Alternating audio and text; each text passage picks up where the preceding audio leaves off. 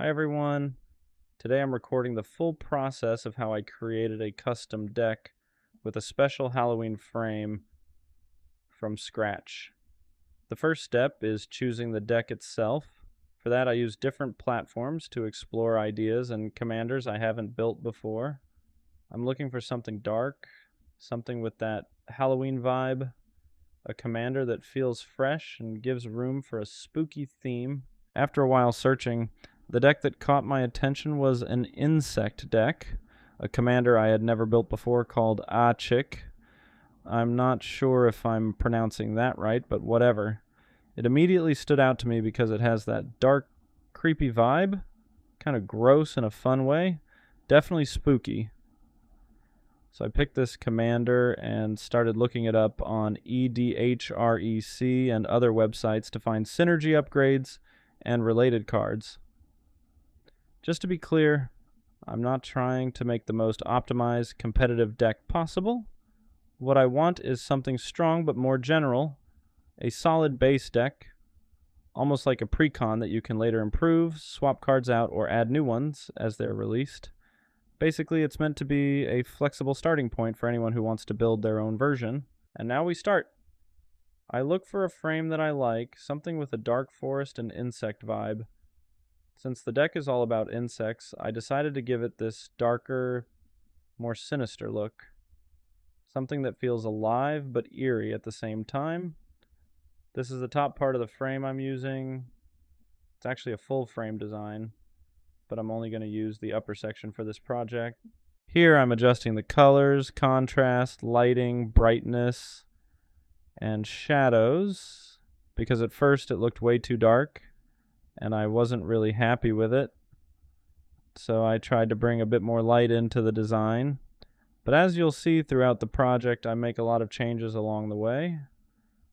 And this isn't the final version. I really want to encourage you to do the same with your own projects.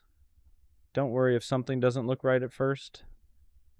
Just leave it for a while, keep building, and once you start seeing everything together, it will make much more sense as a whole. Now I'm looking for a font that I like, and that fits the theme. Also, just so you know, this video is edited. The speed is increased, and there are a few cuts, so it doesn't get too long. So if it takes you more time than what you see here, that's totally normal. Don't worry about it. I've already made a lot of decks, so I move a bit faster now. Experience helps. The first card is the most important one because it's the base for all the others. You can spend a little more time on this one. As you can see, I've added some effects to the text, shadows in a curved shape, so it fits nicely with the top of the frame. Then I just copy and paste the text and add the creature type, abilities, and power and toughness. You can also see that I'm using a template. And this template is really important because it shows the safe zone. Everything inside that safe zone will appear correctly on the printed card. Since the machines we use cut the borders very precisely, you have to be careful where you place your text. By the way, I'm working in Canva using a project with specific settings. I didn't go into that here because I already explain it in detail in my guide and in my first tutorial video. You can check it out at elkoytcgaacademy.com, my new website where I teach how to design custom cards and more. That's actually why I'm making this tutorial. If you like it, let me know in the comments. I'll be making more tutorials in the future and showing different tools you can use to create your own board game or card game projects. Here I'm doing a little test. I liked this frame idea for the power and toughness box, so I decided to try it out. But later I ended up removing it. I realized it just didn't fit the way I wanted. Here I'm testing the frame again, trying out some transparency and adding more brightness to see how it looks. It was too dark before and I wasn't completely happy with it. Then I adjusted the brightness, shadows, and contrast, and I started to really like how it turned out. This is the version I'm going to use for the rest of the deck. Here I'm testing an idea to see if I can give the card some texture, kind of like an insect wing pattern. I make it transparent, adjust the contrast and brightness, but in the end, I don't really like how it looks. After testing it with the image I'm going to use for the Commander, I decide to remove it. I also try a few different colors to see which one makes the design stand out the most. And finally, I settle on this one.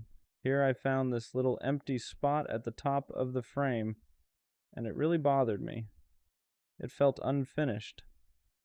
So I tried to fill it with something, like an insect eye made of stained glass, just to see how it would look. I tested a few versions, but in the end I didn't like it either.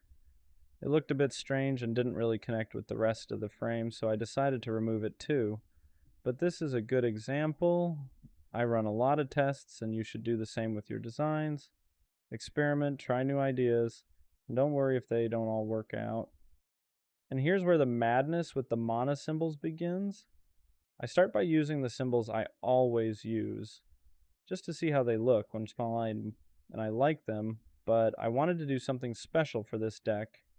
Since I'm already creating a unique frame and putting in extra time, I decided to design new mana symbols too.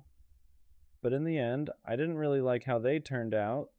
Some were missing details, others looked too small, and overall they didn't really represent what I wanted.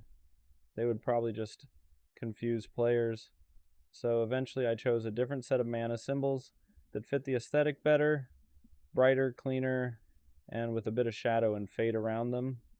For the number 3 symbol, I kept the one I always use because it's clear and recognizable, but I tweaked the brightness to make it glow a bit more. Honestly, this small detail took me quite a while, but you know how it is. You have to test and experiment until you find what feels right. It's true that once you get used to certain symbols, it's hard to switch to new ones. It looks strange at first, but once you get used to them, you really start to appreciate the difference. And here's where the real challenge begins. Basically, it's all about copying and pasting the text for each card, titles, types, effects, power, and toughness, adjusting everything so it looks right, changing font sizes, replacing symbols, adding icons, and so on.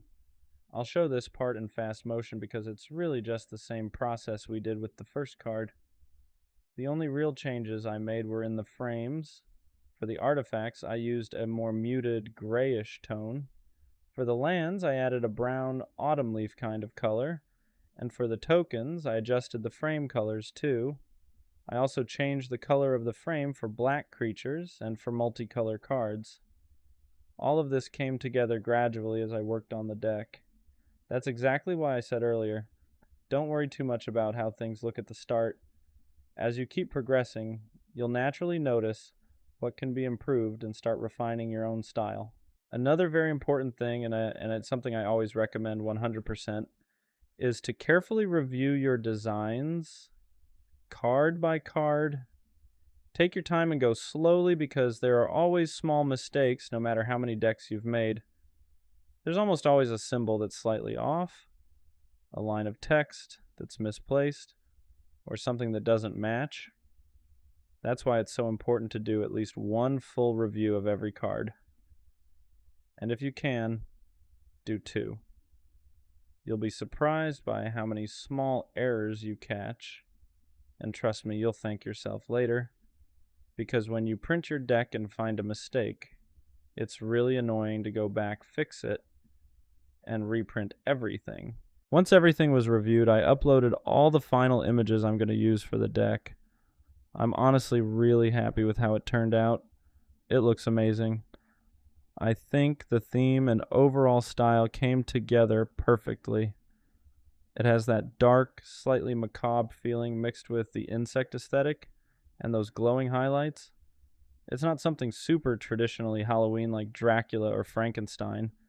It's more unique, something outside the norm, and that's exactly why I love it. In this part of the video, you can see how I edit the images to make them look even better.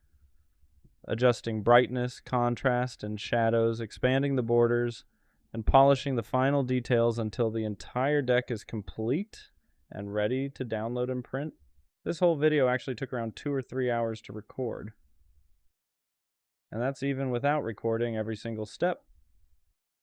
There were parts I cut out and others I didn't show because the video would have been way too long.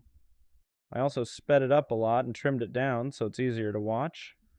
But overall, you can see that the hardest part is always the beginning, creating the first card and building the frame so it looks good and consistent. After that, it's mostly about adjusting the artwork and editing everything to give the deck a unified, polished look. And remember, reviewing your work is super important. As for the mana symbols, I totally understand that not everyone wants to design custom ones for each deck. You can always use the regular ones if you prefer. I just made new ones because this deck was special, a Halloween project, and I wanted to show the full process of creating a deck from scratch. I know I skipped a few details here and there, but if you enjoyed this and want to learn more, I'll be uploading more tutorials at elkoitzkacademy.com and also posting new videos on YouTube. I'll be sharing lots of resources there too. Free and premium frames, guides, and other tools to help you design your own cards. You can also subscribe to the newsletter. I'll be sending free stuff and downloadable decks you can print and cut at home. I already released a limited Dragon Ball deck, but there will be more coming soon.